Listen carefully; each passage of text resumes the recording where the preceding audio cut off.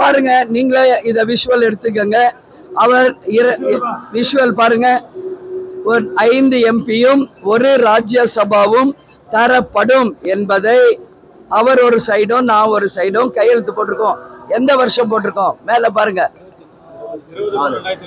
24 போட்டிருக்காரு. அப்ப 25 அவர் கொடுத்துருக்கணும். இதுல வருஷம் போடாம கொடுக்குறீங்களே, வருஷம் போட்டு கொடுங்கன்னு நான் சொல்லும் போது, தலைவர் எம்ஜிஆர் காலமா அம்மா காலத்துல இருந்து வருஷம் போடுறது இல்லம்மா, நான் என்னுடைய வார்த்தை தான் முக்கியம், இதெல்லாம் சும்மா ஒரு பேப்பர், என் வார்த்தை தான் முக்கியம்னு அதை நம்புங்க. அவருடைய அந்த சொன்ன அந்த வார்த்தையை நாங்கள் நம்பணும். ஆனா அவர் நம்பிக்கைக்கு புறம்பாக இன்னைக்கு ஏதோ பேசிக்கிட்டார். நான் எங்க சொன்னேன், யார் யாரோ சொல்றதுக்கு நான் பதில் சொல்ல முடியாதுன்னாரு. சரியா? இன்னைக்கு என்ன சொல்றாரு, 1/2% ஓட்டுன்றாரு, அதுன்றாரு, இதுன்றாரு. அது தப்பு.